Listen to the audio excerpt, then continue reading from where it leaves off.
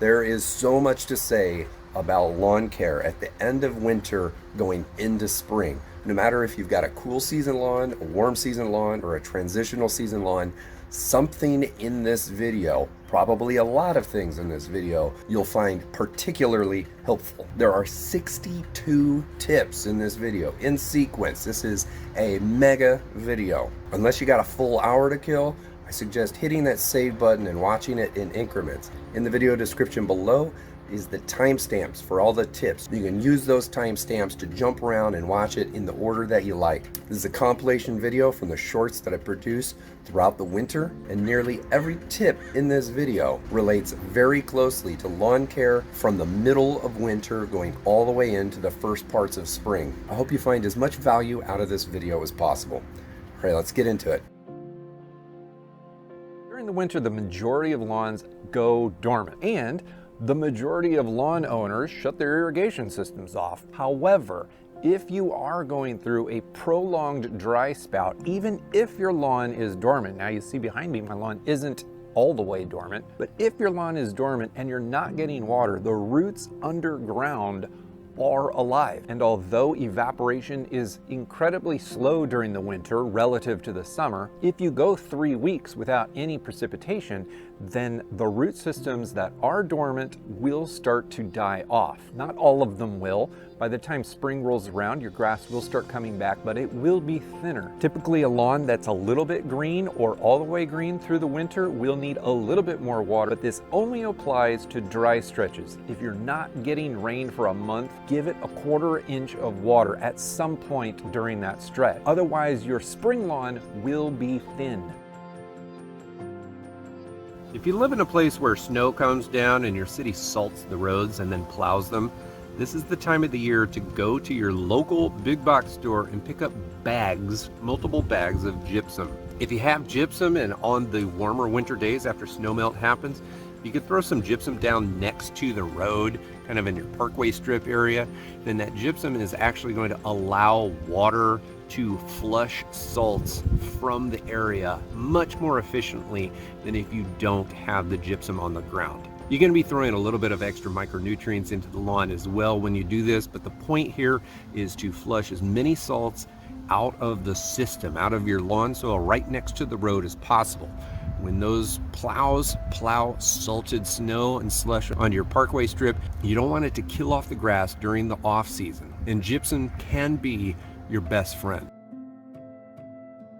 One of the crazy misunderstood things about lawns is all lawn fungus is bad. That's not the case whatsoever. There are the negative types of funguses, the ones that cause disease. There are the decomposers. Those are the funguses that actually break down material. There are mycorrhizal fungi that form symbiotic relationships with living plants. They provide nutrients into the plant root system in exchange for the energy that plants can generate from the sun. And then there are some funguses that live within the plant that are not detrimental to the plant, but more of parasitic in a beneficial sort of way. As lawn owners, we typically focus on the disease lawn funguses, but the beneficial mycorrhiza fungi, those are the things that we want more of. We don't want to kill all lawn funguses, because we don't want to kill the mycorrhiza. If we can have a thriving network of mycorrhiza fungi, then the grass will perform better under all types of stress. Did you realize that there's a way to have probably one of the best lawns on your entire block without even fertilizing the lawn at all? You're probably not going to win awards for your lawn if you do this, but if you check your soil pH and find that it's somewhere around 7.5 to 8.0, then adding soil sulfur to your lawn, or elemental sulfur, it goes by a couple different names, will actually bring the soil pH level down into the correct zone. Chances are good that if your soil is alkaline, then your neighbor's is alkaline as well. No matter how much you fertilize an alkaline soil, most grass types are going to struggle to use all of the fertilizer, all of the nutrients in that bag. So if you can get your soil pH to where it's supposed to be, it will actually use the nutrients that are currently in your soil better, and you won't even have to fertilize. Wintertime is a fantastic time to do this because it takes a long time for elemental sulfur to go to work. Somewhere around the end of February, no matter where you live, pulling out your rake is very important this time of year. The reason for that is for warm season grasses, you want to pick up some of the debris that's on the ground so that the soil warms up, so that your grass actually starts emerging from dormancy. Cold season grasses, you actually want to pull the rake out to unmat dormant leaf tissue, because most of the time cold season grasses aren't cut short enough to be stubble on the ground, so a lot of them are kind of folded over a little bit. If you can pick those things up, then you're going to, I don't know, prevent some of the snow mold kinds of problems. That sort of stuff can clear itself up before spring weather really takes hold and grasses start growing. If you're going to run your lawnmower over fluffed up grass and cut off the brown tips, you'll actually cut brown tips off if you fluff it all up. Warm season grasses, March is just too early, in my opinion, to put down grass seed, unless you live in a place that warm season grasses never go dormant. Say, for instance, you live extremely far south where it never frosts ever. If you're mowing your lawn in the month of January, then chances are pretty good that you can put some grass seed down in March. Those areas are pretty limited, even within the warm season grass territories here in the United States. Typically, warm season grasses are seeded late in the spring, let's call it May, maybe the 1st of June, so that they can germinate as quick as possible and take full advantage of the warm growing season of the summer. If you were to be able to get a warm season grass to germinate in the month of March and you're still experiencing cold overnight temperatures, then that warm season grass is going to struggle, and it might even die off if you have an early spring frost, something that you don't expect but is always a possibility. If you live in one of those many places around the country where soil temperatures never really drop below 55, by the time late January rolls around, it can be tempting to put down pre-emergent. Your soil temps are like 55 degrees. Like right now, my temps are like 52 degrees, and the whole Gulf State region is somewhere in the low to mid 50s. Do you put down pre-emergent right now? Seems awful early. Well, you certainly can, but you don't have to. And here's the reason why. All the weed seeds that are in the soil, many of those weeds don't germinate well at 55 degrees if they haven't been primed to a lower temperature first. That's why if you want to do seed starting, like for gardening, if you refrigerate seeds for a while and then you try to germinate them, they tend to do better. It's the same thing with those weed seeds in the lawn. If they never got cold, then they're not going to germinate efficiently at that normal 55 degree range, which is why it's a great idea to wait until the 1st of February. Even if your soil temperatures are pushing 60 to 65 degrees, yeah, you'll miss some, but you don't have to get out there with your spreader in the month of January. One of the most common lawn leveling mistakes that I see people make, and I've made myself, is trying to level a lawn too early in the season. If you go out there at the end of your winter, whether it be in February, March, or April, and try to level the lawn, throw any sort of material on top of your existing low spots of your grass, you're probably going to snuff it out. And the reason for that is because the grass may be greening up, but it's not vigorously growing yet. Wait a little bit for that grass to really start growing. Then the results of your leveling efforts will be better. Everyone should be fertilizing their lawn in the middle of the winter, but only if their soil temperatures are 50 degrees or higher and they have green, desirable grass already in the lawn. That pretty much means anywhere up north, you probably don't need to fertilize because your soil temperatures are too cold. And down south, if your soil temperatures are 50 to 55 degrees and you're only growing warm season grass, then you probably have dormant grass. In the transition zone and down south, if you've got cool season grass that is not dormant and your soil temperatures support growth and fertilization, middle of the winter is just fine, and you probably should fertilize. Coastal communities also tend to have green growing grass and soil temperatures that can support growth. And when we're talking about middle of the winter, it's late January, 1st of February. The length of day is already getting longer, and the sunlight intensity can also support growth. It all works together. Super easy to forget. If you grow a warm season grass, then the chances are extremely high that you're going to be putting down pre-emergent on your lawn before your grass starts greening up, and certainly before your grass fully greens up. The reason for that is pre-emergent goes down to stop weeds when soil temperatures get to about 55 degrees. That's when the weeds start germinating. Warm season grasses, almost all of them, don't start greening up until soil temperatures get to 55 degrees. So if your soil temperatures are approaching 55 degrees and you're expecting a warm snap in, I don't know, the coming week or so, then your grass will be dormant, but that's when you need to put the pre-emergent down. And that means in the month of January and early February, you need to have the pre-emergent on hand so that you can apply it at the appropriate time. Because if you don't, those warm season territories are going to get super hot, and then it's really hard to kill the weeds.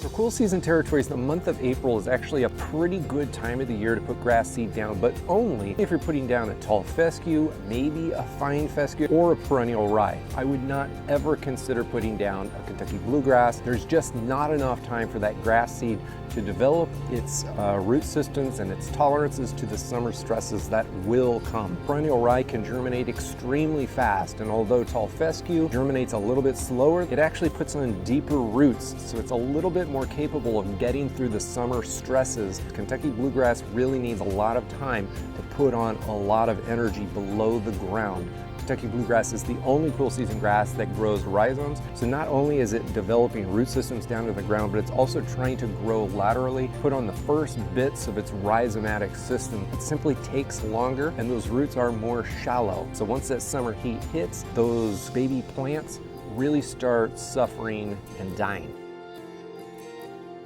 I'm a really big advocate for aerating your lawn. I do go against the grain, however, because most lawn professionals will tell you the best time of the year for a homeowner or a yard owner to aerate their lawn is at the end of summer going into fall. Although I think that's a fantastic time to do it, my favorite time to aerate the lawn is actually before spring hits. Cool season grasses put on their most amount of root mass every single year during the spring. For that reason, I want to punch holes in that ground so that the grass in my lawn can take advantage of the space and put on the most root mass possible and the deepest root mass possible. For truly cool season territories, this could be in the month of March or the 1st of April. And for many warm season territories, like myself, we're already coming out of winter dormancy. Places like this, you could aerate your lawn very easily at the end of January or the early parts of February.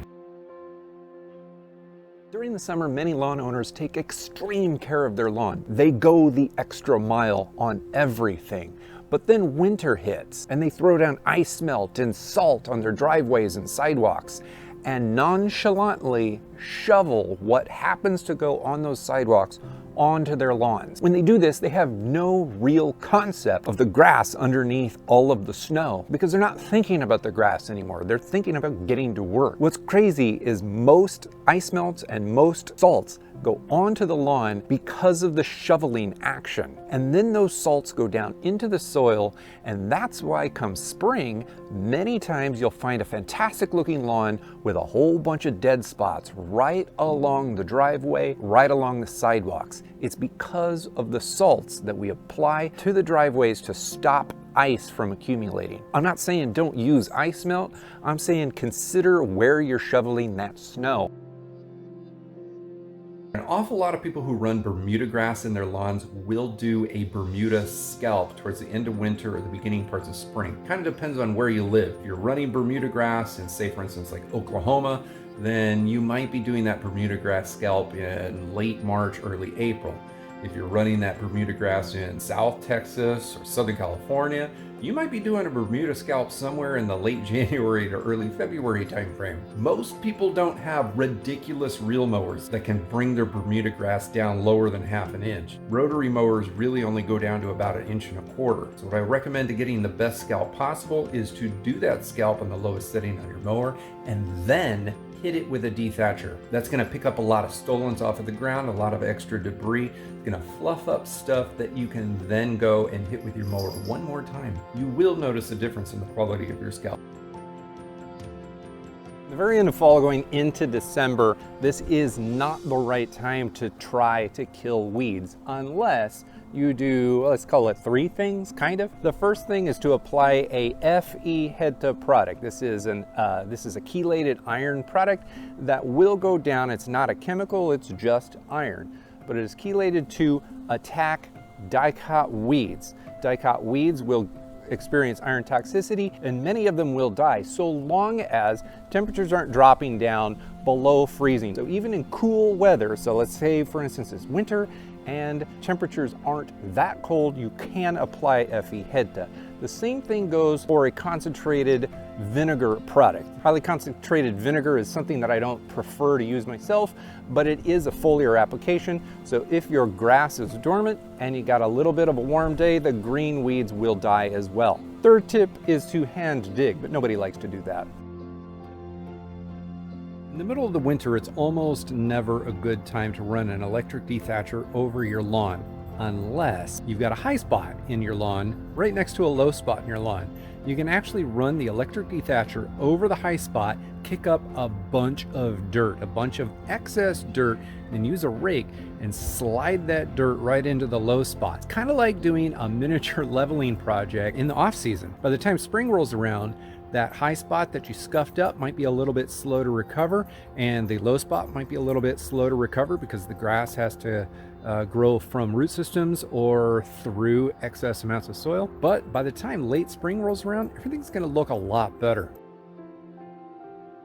Before you run off to buy a lawnmower, let me encourage you to get a deck width that is wider than you think you need. The reason for that is wider deck widths usually mean wider blade widths, and wider blades have a faster miles per hour tip speed, the area of the blade that actually is responsible for cutting of the grass. The faster the tip speed, the better the suction and the better the cut quality. A 15-inch blade running at 3,500 RPMs is going to give you about 156 mile per hour tip speed. A wider 19-inch blade with a lower 2,900 RPM is going to give you a higher tip speed of 164 miles per hour. And if you go up to a 21-inch blade and bring the RPMs down to 2,800, you still get a faster tip speed of 175 miles per hour. Once you get over about a 22-inch deck width, then your lawnmowers start having two blades, which are smaller blades. The cut quality actually decreases, even though you can cut your lawns faster.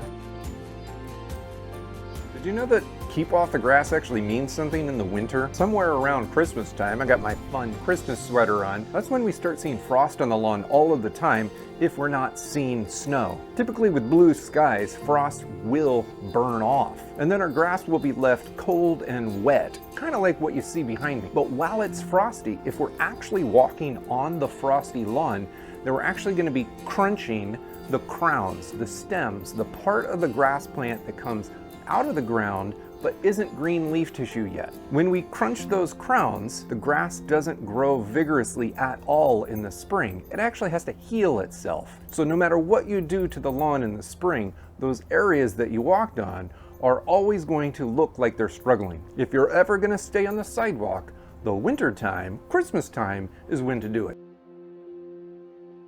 In the month of February, if you live in a warm season climate where you're growing primarily warm season grass, most lawns are still dormant. However, if there is some cool season grasses that are growing in there, even as a minority, you can see it plain as day. And if you don't want those cool season grasses invading or being a part of your warm season lawn, then this is the exact right time to apply a non-selective herbicide to the area. When your warm season grass is dormant, it's not going to die off if the product used is foliar absorbed. You don't want to use soil mobile non-selective herbicides. If you spray something onto the lawn, all of those green actively growing cool season grasses, the ones that you don't want, they're going to die off, while the dormant warm season grasses are going to continue to stay brown until soil temperatures bring them back to life.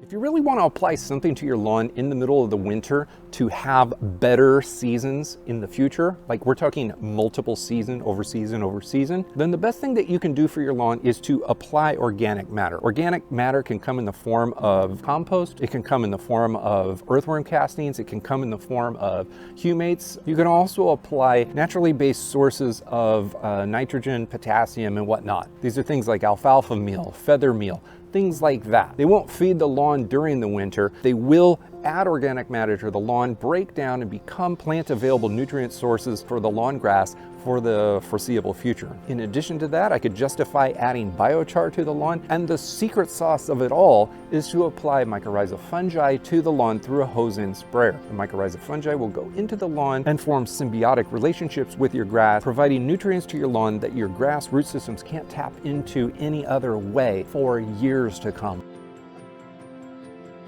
It's January. Most of you guys are using snowblowers and not lawnmowers, but there is one super duper big mistake that a lot of people do with their snowblowers. They put PAM or some other lubricant on the snowblower so that snow doesn't gunk up the machine and stop the flow of snow out of the chute. It makes sense to use these things because they're slippery. We use them around the house for a lot of stuff, but they are designed to work at room temperature or high temperatures. This product and others gunk up at low temperatures, anything below freezing. So although the underside of your snowblower might be super duper slippery in the middle of the garage just before you head out to the driveway, once you get it going for a few minutes and it gets all frozen under there, it actually causes more friction and makes your snowblower perform a little poorer than it would have otherwise.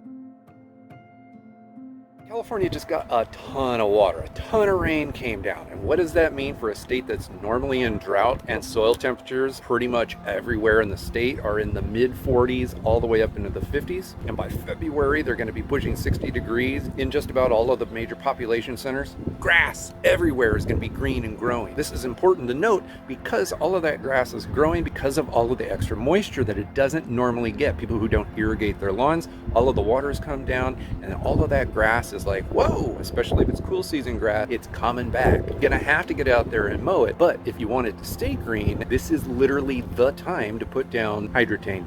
Hard to believe, but if you put down Hydrotain right now into slightly moist soil, it's going to go to work and hold on to a lot of that moisture so that you don't have to irrigate throughout the spring, because most likely we're going right back into drought. It's a friendly reminder as we get closer to spring, you actually don't need like any money at all really to take care of your lawn and make it look spectacular over the coming season. I'm publishing this in winter and spring's going to be here extremely quick. Truly the best way to make your lawn look its best without spending any money is to just cut it more often. Make sure that you get your mower blade sharpened by some professional shop if you don't want to do it yourself during the winter, and then just start mowing 2-3 times a week throughout the spring. And going into the summer, you can back off a little bit. That lawn is going to look great regardless of any other inputs, regardless of any other money spent. Getting a soil test done in the winter is one of the most common, let's call it winter lawn activities that lawn owners do. Most people haven't fertilized the lawn in a long time, and because we can't do anything to the lawn, usually we have access to the dirt pretty easily. It's pretty pliable. When we do a soil test and we find out our soil pH, if it happens to be high or low, the winter is really one of the better times of the year to apply pH adjustment products to the lawn. This is particularly the case for soil sulfur or elemental sulfur. This is what's used to lower the pH in a lawn. It takes an enormous amount of time for soil sulfur to break down in the lawn, so there's no reason to wait to spring to apply the product. Apply it in the winter, and hopefully it will have started taking effect by the time the spring growing season begins. Honestly, the thing is, you don't need to know everything under the sun about agronomy to have a great lawn or to have fun out in the lawn, like working on your lawn to make it better. The fundamentals really are just watering, mowing, maybe a little bit of weed control, either post or pre. But I guarantee you, if you actually start learning a little bit more of the depth, like the meat of how agronomy or plant science or soil science work, then regardless of the fact that you can spend or not spend money on your lawn, you're going to understand more. You can actually enjoy it a little bit more than you think you would have otherwise. It can be really tempting on the warm winter days to go out and put some fertilizer down on the lawn to try to wake the lawn up. This especially is the case in late winter, usually more like February, and it can also be a problem for, let's call it temperate climates where that grass is kind of teetering back and forth between dormancy. In the middle of the winter, your grass just isn't ready for fertilizer, and in the extreme north where grounds are frozen, even on the warm day, the ground under that first like half-inch layer of soil is still frozen. All the roots are sitting in frozen dirt. If you go to put any fertilizer down, then it is really going to be wasted to the atmosphere or to leaching. All of the grass is not prepared to take it up. There's really just a few things that I could justify putting down on the lawn during the winter, and those are usually soil amendments or organic fertilizers that will not be used until they get broken down by microbial life in the spring. was over at a friend's house the other day, and he told me that he had some spots in his backyard that were kind of bare. He wanted the grass there to start filling back in. So he told me he was going to put a lot of fertilizer down to push some growth. Naturally, I went out there and I took a look at the spot, and I saw the grass that he was talking about was tall fescue. Tall fescue does not spread. I told him this, and he said, "Really? I didn't know that." I'm not poking fun at my friend, but it did remind me that an awful lot of people out there don't know what grass type they have, and they don't know the differences between those grass types. Even if you're not a lawn care fanatic, pretty important to know what type of grass you have in your lawn. Did you know that the pee that these dogs... Oh! Did you know that the pee that these dogs create when they pee on the lawn has a lot of urea nitrogen in it? There's a reason why we get dead spots in the lawn when we have dogs. It's because the pee goes onto the ground and it actually dehydrates the lawn right in that localized spot. It's the salts that are in the pee or in the fertilizer, if you're like actually over applying fertilizer. All of those salts just suck the moisture right out of the root systems and everything dies. If you got little dogs, I don't, if you have little dogs, it's not usually a problem, but the big dogs can really cause a lot of pee spots. The trick to dealing with that is to not have dogs. No. The trick to dealing with that is knowing the dog's pee schedule. If you're gonna be putting them out first thing in the morning, try to irrigate the lawn after they go to the bathroom. It's not gonna solve the problem all the way, but if you keep some moisture in the soil around the times that they're going pee, it will help. With the end of winter on the horizon, before any of you guys go and think about planting grass seed or doing a full lawn renovation, I want to implore you, coerce you, encourage you to consider putting buffalo grass down. Many grass types out there require 1 to 1.5 inches of water per week during the growing season, especially when it's hot, to keep them green and growing. Buffalo grass can keep going, right there, buffalo grass can keep growing throughout the year with approximately 1/2 inch of water per week or less. This stuff is native to North America, can withstand extremely high and low temperatures, and doesn't even need to be mowed. It's never really going to get taller than about 6 inches. You can buy this stuff in seed like I got here. It's going in the lawn later this year, or you can buy it in plugs if you got deeper pockets.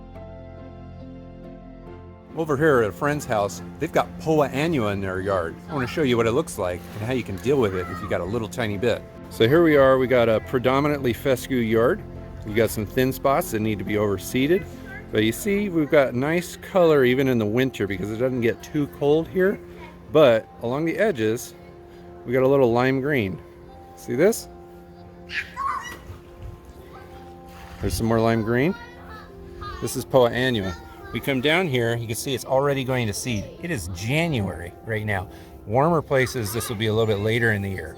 And you know it's Poa, you grab a little tuft of it, and pull it. The root systems are crazy shallow. And that's it, that Poa is gone, and that seed right there won't ever grow in your lawn again. If you just hand pull some of this stuff up, you can get rid of it. Of course, if you've got a ton of it, it's a little bit harder.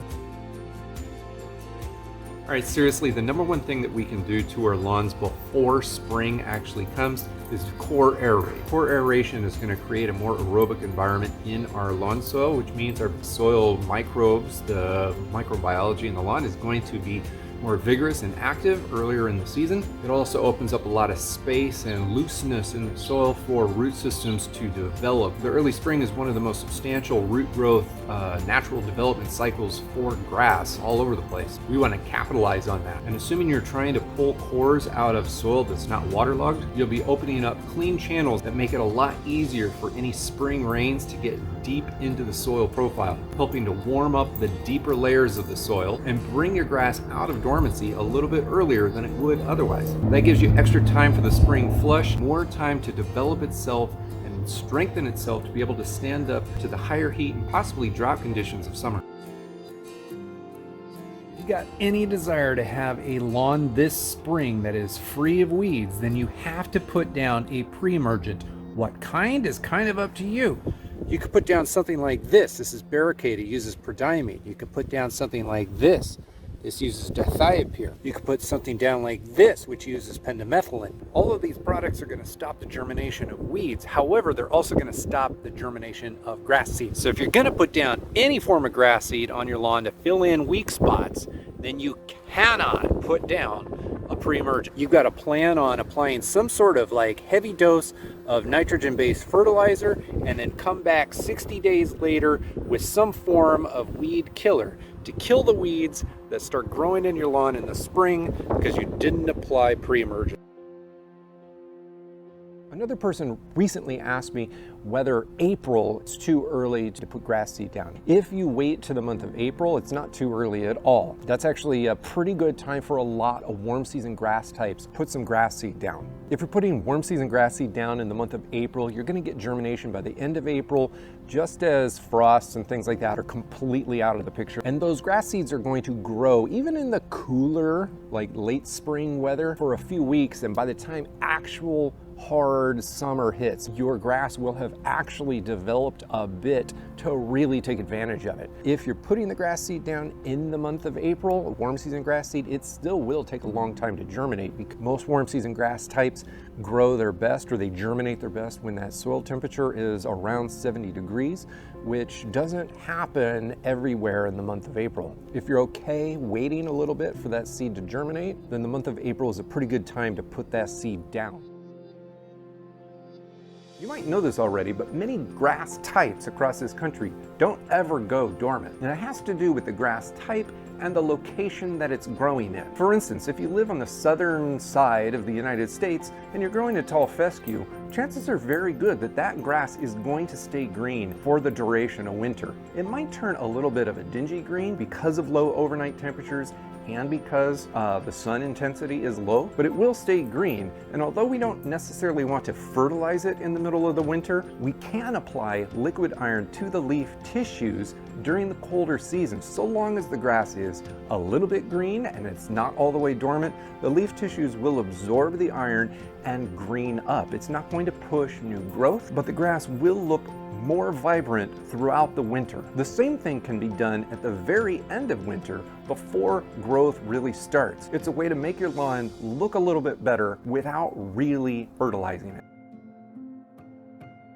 All right, for those of you guys who are planning on aerating your lawn at the end of winter going into spring, I need to caution you right now. If you also plan on applying a pre-emergent to your lawn, make sure to apply the pre-emergent after you have aerated the lawn. The reason for that is if you apply the pre-emergent to the lawn and then a couple weeks later you come and aerate, then you're going to be breaking that vapor barrier. Your pre-emergent isn't going to work the same. At the end of winter, don't be tempted to put down a fertilizer to wake your lawn up from dormancy. It's just not going to work. It's a big waste and potentially a hazard to the environment. Most fertilizers out there on store shelves are synthetics or semi-synthetic fertilizers, which don't do anything to the soil, and they're not going to wake the lawn up at all. You literally have to wait until soil temperatures, the temperature of the dirt, wakes up the root system of your grass. Then you can fertilize. The only caveat to that is if prior to dormancy breaking, if you put down some sort of organic or natural form of fertilizer that can start getting broken down by the early season microbial life in the soil, that will benefit your lawn later in the spring. Every day spring's getting closer, which means a lot of you guys are starting to think about putting a fertilizer down your first application of the year. Depending on where you live, it could be in March if you live in a warm season climate. Certainly by the end of March for some transitional zones, and 1st of April for everyone else. If you're going to be putting down a urea-based fertilizer, you should know that there's, generally speaking, 3 different forms of urea. I get more complex, but I'm not going to. There's regular urea, there's urea triazone, and then there is coated urea, frequently coated with sulfur. Triazone typically comes in liquids, and it makes the urea have a delayed effect on the lawn. Same thing with the coated urea. Straight urea is going to be the fastest. But all forms of urea can be wasted very, very easily, and I don't recommend them in the early parts of spring. Did you know that you can seed a lawn in cold winter soil before spring actually comes? Depending on where you live, this could come as early as February. The trick is to get the soil to warm up. And how do you do that? I like to aerate the lawn first, then deep water it, and then cover the whole darn thing up with greenhouse plastic. you can just run off to any garden supply store and ask them for greenhouse plastic, or of course you could just buy it online like a lot of people do these days. Cover up your ground with greenhouse plastic for a week or so. You've got sunny blue skies like you see up above me, then that ground is going to warm up particularly fast. Peel back the plastic, throw down some grass seed, put the plastic back over it, and everything's going to start sprouting before anyone else could ever get the job done. If you do want to do a Kentucky bluegrass seeding in the springtime, March is pretty much the only time that I would advise to attempt it, because Kentucky bluegrass takes so long to germinate in the first place that if you're waiting to maybe mid-April, you're not going to get anything germinating until mid to late spring, and that's simply not enough time for Kentucky bluegrass to establish its root systems and its tolerance to heat, because usually by the month of June, just about everywhere, anywhere and everywhere, is having extremely long days and hot stretches in the early afternoon. Potentially, if you're growing this extremely far north where it just simply never gets very hot, you might be able to get away with it. However, the vast majority of people who put down Kentucky bluegrass in the spring will lose most of it during the summer. The only way I would ever consider doing it is to put that down in the month of March and really hope that it germinates as early as possible. All right, as I walk away from my palms, there is grass on the ground back there that I kind of want to kill off because I want to change the grass type off. It's winter right now, so I can't just go ahead and try to kill it, even though it's green. And the reason for that is there is dormant grass in there. If your grass is completely dormant or partially dormant, you cannot kill it off. This means that if you want to do a seeding project in the springtime, and that project is going to require you killing off portions of your lawn or parts of your lawn or spots of your lawn, you have to warm it up first. You have to warm up the soil so that the grass emerges from dormancy, then you can kill it. I can't stress enough the importance and the handiness of owning greenhouse plastic. Throw it down on the lawn, sun rays go through it, warm everything up, bring things out of dormancy, then you can kill it off and have a better seeding project. A lot of people don't know this, but at the end of winter, when all of that snow and the ice has melted off and you're starting to get like swampy areas in your lawn, those parts of your lawn are probably going to die off, at least temporarily. They can probably be brought back, but the reason for that has nothing to do with too much water. It actually has to do with not enough air. This is what an anaerobic environment looks like in the lawn, and it's one of the main reasons to put in proper drainage in your lawn, aside from the obvious risk of flooding. Here in this lawn, I'm going to be installing a French drain, but there are other alternatives to fixing poor drainage. If you want to have a great looking lawn this year but not mow it as often, you got to switch over from all of the semi-synthetic or the synthetic fertilizers to naturally sourced fertilizers. Things that use soybean meal or alfalfa meal tend to be great options for pushing slow sustained growth. You're also going to want to water your lawn probably a little bit less often, but when you do, you're going to want to water it probably twice as long. And no matter what, you are still going to have to mow that grass. So make sure to put that lawnmower up on the highest setting possible. When the mower is at its highest, you can go longer between mowings, so long as you're always cutting at the highest setting your mower allows. Or you can just get one of those fancy expensive robot lawnmowers. They make things easy. Did you have a significant grub problem last year? Maybe in the fall, all of your lawns started dying off. If you want to fix the problem, you got to really keep a close eye on active ingredients on grub control product. On regular store shelves, grub control products are usually preventative product, and they're not going to kill grubs that are actively feasting. Typically in the winter, all of these grubs are asleep. They're kind of like hibernating, but they start emerging pretty early in spring. And if you live in a warm weather climate, they might actually be active right now in the month of January. I'm looking at you, backyard rancher. The best way to get this problem under control quickly is to apply one of two active ingredients, trichlorphan or carbaryl. Those will kill actively feasting grubs right now, and then you'll apply a preventative early in the season. Chlorantraniliprole, probably in late April to early May, or BT at the end of May to the 1st of June. That will prevent the next round of grubs from feasting on your lawn this coming fall. If you're curious about nematodes, they typically only work on certain grubs, so they can work, they don't always. Guys, this is my number one piece of advice for you and your lawns in the coming year, and honestly in all years to come. Do not look at your lawn. Like what you see behind you is your lawn. Do not look at your lawn and think it needs to be perfect. It is literally as simple as that. Don't look at your lawn and think, I need to renovate this and make it the best lawn anyone has ever seen in their lives. It's not supposed to win an award. You're supposed to enjoy the time spent in your lawn. You're supposed to enjoy the process of fixing your lawn, and you should shoot for improvement month over month, quarter over quarter, year over year.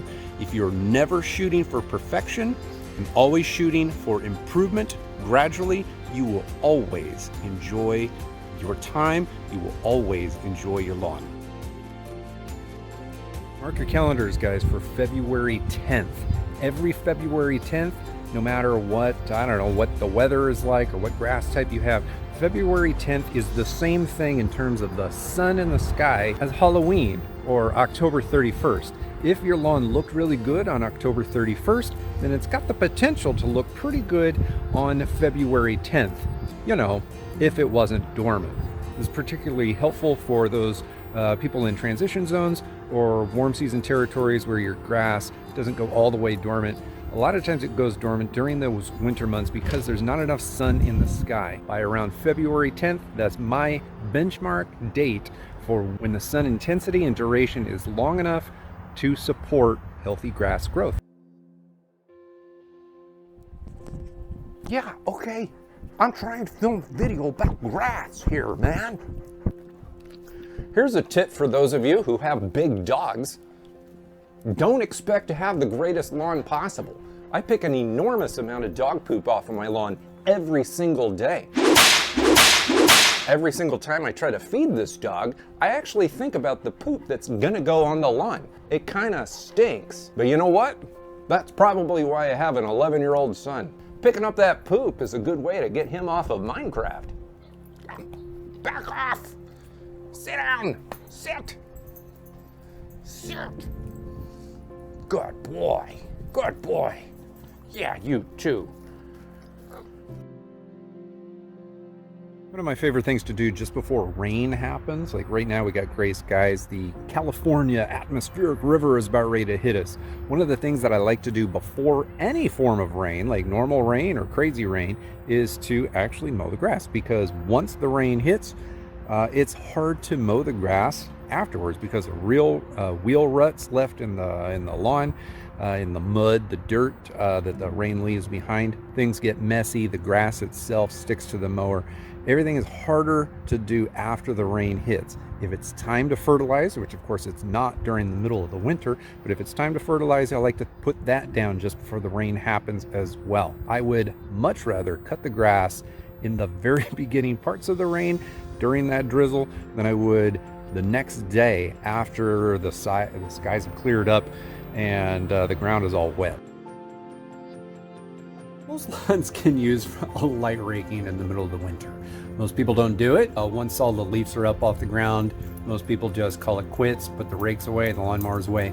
But let's say, for instance, you live down south where your grass isn't getting a lot of sun, but it needs sun because most southern grass types, there's the other dog, they all want sun. So if you're raking them on those dry, sunny days, you kind of like helping the grass blades perk up and pick up more sunlight. For up north, where you get a lot of snowpack, and then a lot of times let's call it, it burns off like 3, 4, 5 days later, and then you're left with a soggy mess of a ground until the next storm system comes through.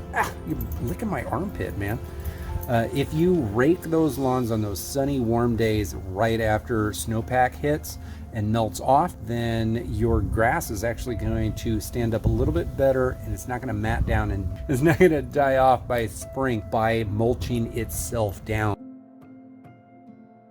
I make lawn care way too complicated sometimes. It's pretty easy. If you want to have a good lawn this coming year, you've never had a good lawn before, all it takes is just a couple things. I can get very into the details here, but I won't. April 1st, put down a Pre-Emergent. Just jump onto Amazon and search for prodiamine. It doesn't matter what product you find, put that down somewhere around the 1st of April, along with the cheapest lawn fertilizer that you can find. Water the whole thing in. That's going to stop the majority of weeds from growing in the spring. so you don't look at them in the summer. It's also going to make the grass that you see behind you or in your own lawn that looks a little bit thin, it's going to thicken out quite a bit in the month of April going into May. Then somewhere around like mid-May, before Memorial Day, throw down an extra weed and feed product. I'm not a big fan of weed and feed products, but man, it's simple. Once we fill in all of the bare spots and we don't see dirt, then the soil isn't going to heat up as much during the summer and everything's going to look great. So I haven't applied chemical fertilizers, synthetic fertilizers, chemical weed control, no fungicides to my lawn in almost 2 years now.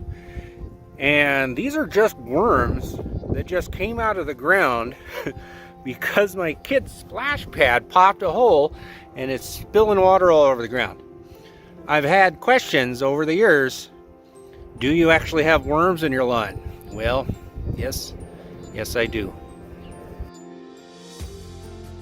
Two pretty simple ways to figure out if you have a warm season grass. Pertains to those of you who don't really know whether your grass is cool season or warm season. First off, I want you to think back in a prior year when you weren't really paying much attention to your lawn. Was it easy to stay green during the months of July and August? If it was really easy, chances are pretty good it's a warm season grass because that's when warm season grasses thrive. Second, go over to your grass during the growing season and look down on the ground to see if there are runners going sideways sitting on the dirt. Let me show you what they look like. All right, as I come over here, I got semi-dormant grass, but you can come over here and even see, look at this. See this right here? This is a dormant piece of Bermuda grass right there. This is a runner. This runs sideways on the ground. Here's another example. This is a different kind of warm season grass. You see this right here? See that? It just runs side by side. Sometimes they're rooted down, sometimes you can just pick them up. That's a stolon. Only warm season grasses have stolons.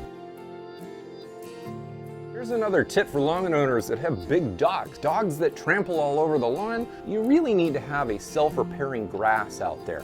Now, obviously you could be putting down grass seed constantly, but if you've got a dog that's damaging the lawn to any extent, it's very easy to just kind of like block the area, maybe cover it up with something. Sometimes I just literally put like a patio chair right on top of the area. That keeps the dogs from going back onto the spot. And then especially if you've got like a hose-in sprayer with some fertilizer, you can drop a little fertilizer on that spot and the whole place will repair itself. During the fall when we traditionally overseed, if you're continually overseeding with a spreadable grass type, all of the warm season grass types spread, or a Kentucky bluegrass or even a rhizotomous tall fescue. These are grass types that will repair themselves. You'll never be able to fix the problem 100% without getting rid of the dog. Those self-repairing grass types make an enormous difference when you got Fido in your backyard. There's a small group of weirdos out there like myself who do put down pre-emergence on the lawn in the spring. But for those of you who end up doing a lot of grass seeding in the fall, overseeding, or growing new grass from seed, then I always advise putting that grass seed down in late August, so before fall actually starts. That means your pre-emergent that you put down in the spring has to wear off before you put the grass seed down. And for that reason, I recommend people in cool season territories to put down dithiopyr or pendimethalin because those products wear off faster than prodiamine. If you do put prodiamine down, then I advise putting it down early in the season and on a lighter dose. Spring's gonna be here before you know it. Like, it's gonna come really quick. And if you don't like mowing your grass, there's an awful lot of you that don't like mowing. Here's my tip for you. Yeah, you could go out and buy a brand new mower blade, or you could yank the mower blade off of your existing mower. But if you get it sharpened, whether you do it yourself or you take it off to a small engine repair shop, some service professional, they'll sharpen that blade for you. And I guarantee you, whether you're mowing like every third day or every 13th day, or if you just mow every third week, it's literally going to be easier to mow your grass. No matter how often you mow, if you're using a sharp blade, it will cut faster, cleaner, and your job will be shorter. In the middle of the winter is the perfect time to go get your blade sharpened because there's no line. You can get it done without losing your mower for weeks on end. There's winter starts coming to an end, many people start planning on putting grass seed down in the early parts of spring. I've talked about this on this channel before and how it's hard to deal with weeds if you go ahead with a spring seeding. However, if you want to go the extra mile, you can apply Tenacity or one of the generic versions of Mesotrione to prevent weeds from growing in your newly seeded, let's call it lawn patch. But what only true diehards understand is that Mesotrione cannot be applied to Bermuda grass, zoysia grass, bent grass, and if you're going to apply it to fine fescue, it better be a very light dose. None of these grass types like Mesotrione, and many of them will completely die. Now, if you are going to be applying Mesotrione to a grass type that won't be affected by it, then you should prepare yourself to apply around 3 times every 3 weeks or so. By the time 2 months has passed, then you can start applying regular weed killers if you have anything left in the lawn. Mesotrione is only effective in the lawn for a little bit more than 21 days. Applying 3 times every 3 weeks is harder than you think. Alright, the simplest way to have a great looking lawn throughout the year is to cut the grass taller. That's literally it. If you cut your grass on the highest setting of your lawnmower, then the grass will never be short and it will hide all of the imperfections under the lawn. Throw in a little bit of fertilizer. I'd say maybe 3 applications to keep it simple. Somewhere around Easter, some around Memorial Day, somewhere around Labor Day. You can throw nitrogen down onto the lawn those 3 times of the year and keep your lawn cut super high, then it's going to look really good and nobody's really going to know that you don't know anything about lawn care. You can use that whole year to learn a ton. People don't realize it, but at the end of winter, before spring really gets started, before your grass really starts turning really green and growing gangbusters, that's actually when the roots are starting to develop. They're basically exploding in root mass underground. For the most part, this is happening regardless of what you do to your lawn. Those people that don't take very good care of their lawns, this is happening. Those people that take fantastic care of their lawns, this is also happening. The way that we can take advantage of that as lawn owners that really care is we can core aerate the lawn at the end of winter. That gives a lot of space for roots to develop and thicken up and essentially put on more root mass than they would otherwise. If we can push additional root mass through the natural growth habits of grass at the end of winter and the beginning parts of spring, then we're gonna have a better lawn through the entire year, no matter what else we do.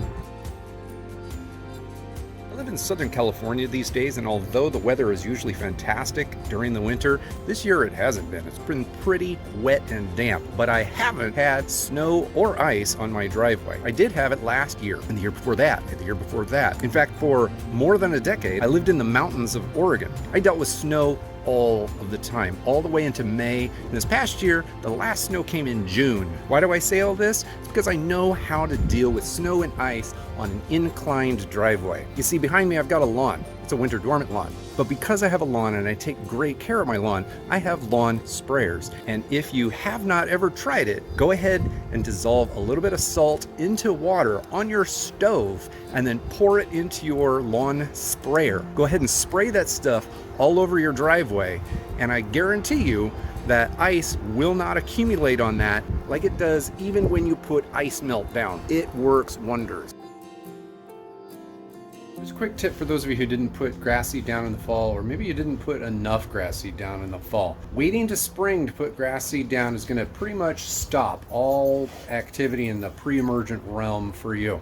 You could do a late winter seed sowing kind of around the 1st of March, but dormant seeding is best done in early January, and that's because grounds everywhere has frozen all the way. Some people like to call late November or early December dormant seeding. In fact, I've made this mistake in the past. January truly is the best time to put down grass seed in a dormant scenario because ground temperatures are at their coldest. Grass seed is going to sit on the ground for the least amount of time, and you will have the least amount of waste by the time that grass seed starts germinating at the end of winter and the early parts of spring. If you haven't dormant seeded yet, this is actually the best time to do it. You have not missed the window.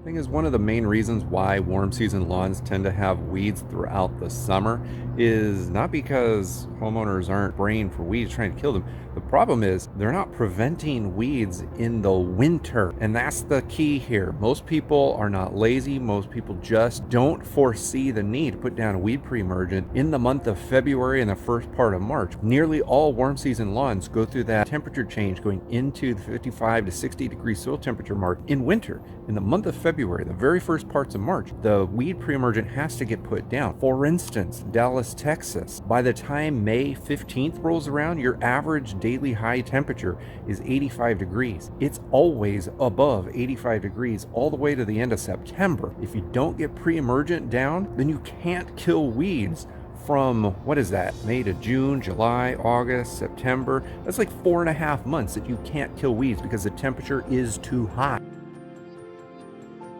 If you want to water your lawn less this year and still have a nice green lawn, then these are my recommendations for you. Start watering your lawn before the sun comes up, but not in the middle of the night. If you're used to watering 3 times a week for about 15 minutes each, switch to 1 time a week for about 35 to 40 minutes. Then choose the day based on the temperature that you're expecting for that day. Don't water religiously every Friday morning. Choose the day of the week that the temperature is going to be the lowest. If you do that, you're going to have less evaporative loss in the soil, so more of that water is going to go deep into the lawn.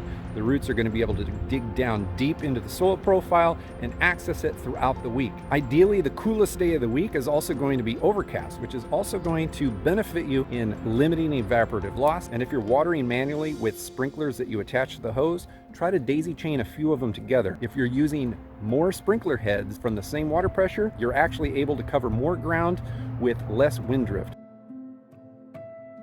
Most people think about scalping Bermuda grass to get the green to come back earlier in the spring or the late winter. But if you think of it more as a height of cut reset, you can apply this technique to basically any grass type. This is especially helpful if you were running a grass type that you were cutting pretty tall last year during the winter in those, I don't know, let's call it in between snowstorms when things dry out a little bit, maybe warm up a touch. If you pull your mower out and stick it down on a lower notch than you normally do, maybe even all the way to the bottom, call it a scalp, call it a Kentucky Bluegrass scalp if you want to. That's basically going to reset the height of your grass so that it'll be a lot easier come springtime to maintain a lawn on a lower setting. All right, now that was a mega list of tips, and if you got this far, then you probably found it pretty helpful, pretty interesting, and you're probably also going to find this video up here, my entire spring lawn care guide, helpful just as much. If you want to start with something a little bit less advanced, then down here, this lower video is all about when to start mowing, watering, and fertilizing in the early parts of spring. And as always, there's plenty of additional resources linked to down in the description below. Take a look at it.